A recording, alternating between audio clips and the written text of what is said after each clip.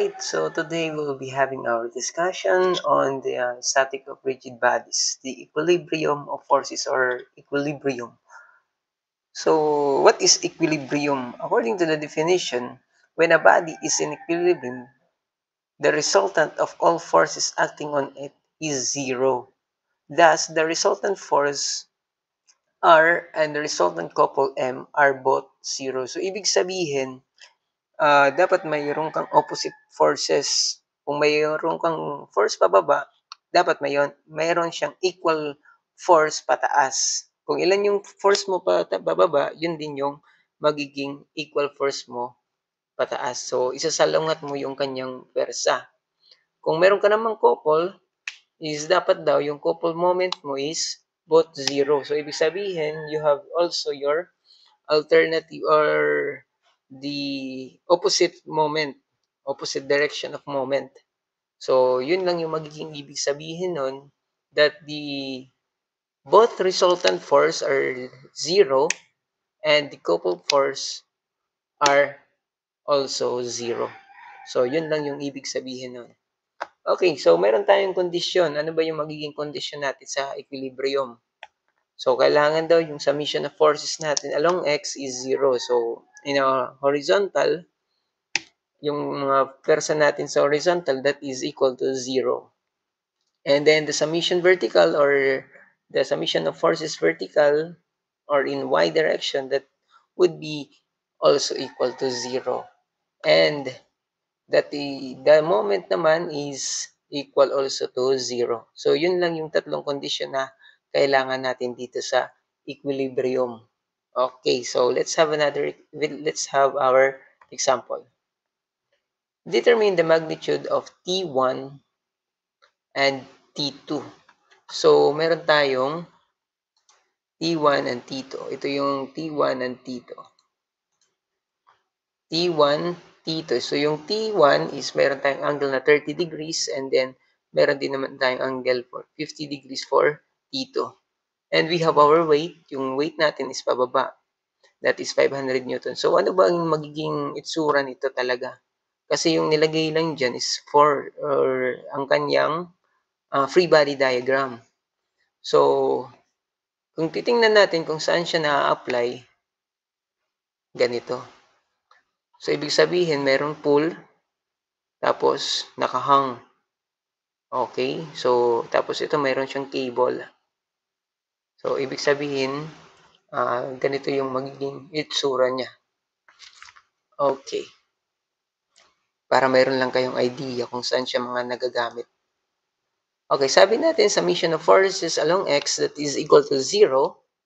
So, ibig sabihin that your T1 cosine 30, so ibig sabihin yung component ng T1, kukunin natin yung component niya along x, tapos kukunin natin yung T2 along x. So, syempre, ito yung T1 is papunta naman to the left, and then yung si T2 is papuntang to the right. So, ibig sabihin, that would be dapat equal sila kasi magiging 0. Kasi kung ililipat natin to sa kabila, so that would be T1 cosine 30 minus T2 cosine 50 is equal to 0. So, yun lang yung ibig sabihin nitong summation of forces is equal to 0. So, syempre, papunta dito, to the left, so lagay natin sa left. Ito papunta to the right. It doesn't matter naman, it can interchange. Yung T2 mo pwede dito, tapos yung T1 mo pwede naman doon sa kabila. Walang problema. As long as dito masatisfied natin na yung papunta dito is equal sa papunta to the left. Yung papuntang left is equal to papuntang right. So, yun lang yung magiging ibig sabihin natin.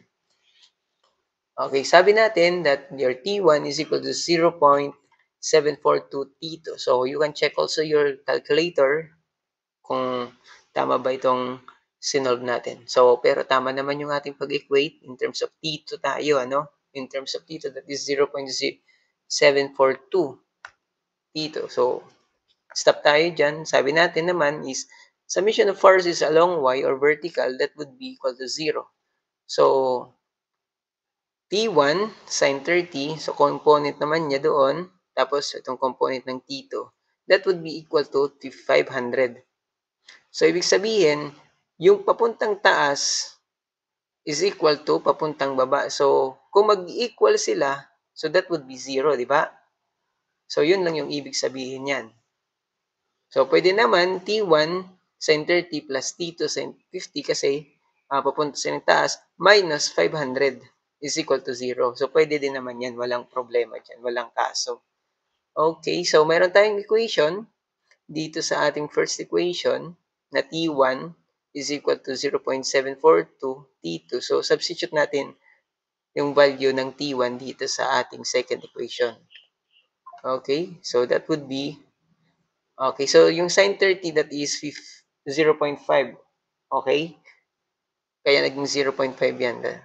Tapos itong sin 50 naman is 0.766 dito. Okay, so pinasok natin. Makukompute natin, we can combine this one and this one, yung T2. So, T2 is equal to 500 over 1.137. So, the T2 is 439,754. Okay, so yun lang yung pagsosolve natin dito sa ating magnitude of T1 and T2. Okay, so how about T1? Hindi pa kasi tayo tapos. Meron pa tayong T1. So, from our equation number 1, substitute natin yung value ng T2 dito sa 0.742 times the T2. Okay, and that would be your T1 is equal to 326.298 Newton. So, ganito lang yung pagsosolve natin sa mga ganitong problem. So, basically, dapat alam natin yung free body diagram or gagawa talaga tayo ng free body diagram kasi that is the very important topic in the equilibrium on how to make a free body diagram. Dapat alam mo kung ano yung paggawa ng free body diagram or FBD. So ito, pag mga 3 forces, kaya pa to, walang problema pa dito kasi kaya natin to i-solve by closed polygon. Closed polygon natin is ganito. So ito yung T2 mo, di ba? 50, tapos T1 mo doon, 30 degree, tapos 500 yung weight mo. Okay, so 50 yung T2, so may 30 ka dito. Ayun, T1, yung pababa mo naman. So dapat yung paggagawa mo din nito is dapat naka-head to tail. 'Di ba? Yung mga arrow mo ganito, head to tail talaga yung paggagawa mo ng closed polygon para kahit papaano okay. Okay naman, pwede naman pag lumagpas tayo sa mga 4 forces or multiple forces na, pwede ka naman din gumawa nitong closed polygon as long as magko-close talaga siya. Kasi pag hindi yan mag-close, ibig sabihin hindi yan magiging 0. Diba? Pag hindi yan mag-close, hindi yan 0. Magko-close, mag-0 lang yan pag mag-close yung polygon mo. Pag hindi yan nag-close, ay wala. Hindi yan mangyayari. So, dito is, ang problema na lang natin is itong mga angle sa loob.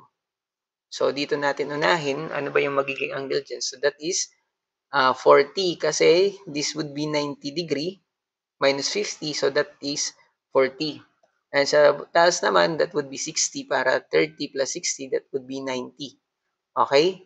So, ito, alam na natin yan kasi that would be 180, di ba? Pag the sum of interior angle of a triangle, that would be 180. So, 180 minus 40 minus 60. So, we have our 80 degree. Okay? So, since meron na tayong mga angle, given na tayo ng lahat, okay? So, ayan na, given na tayo. Wala na tayong magiging problema, kundi asikasuhin na yung sine law. What is sine law?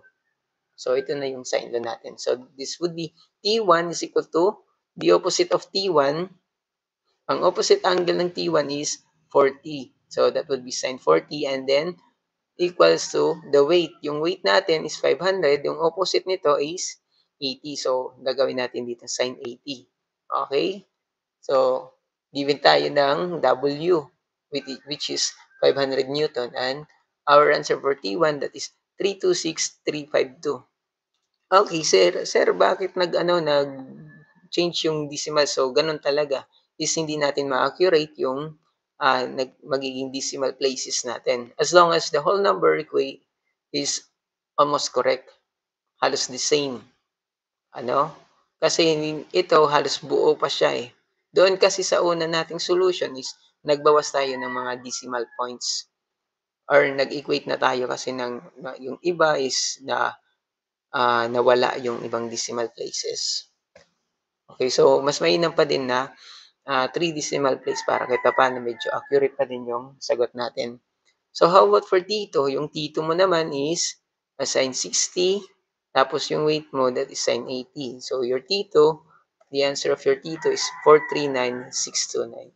And that would be our discussion or example in the equilibrium forces. Huwag yung problemahin 'to, magdadagdag pa tayo ng marami pang problems para sa ating equilibrium of forces. So, the most basic important is how to solve or how to find or to make the free body diagram.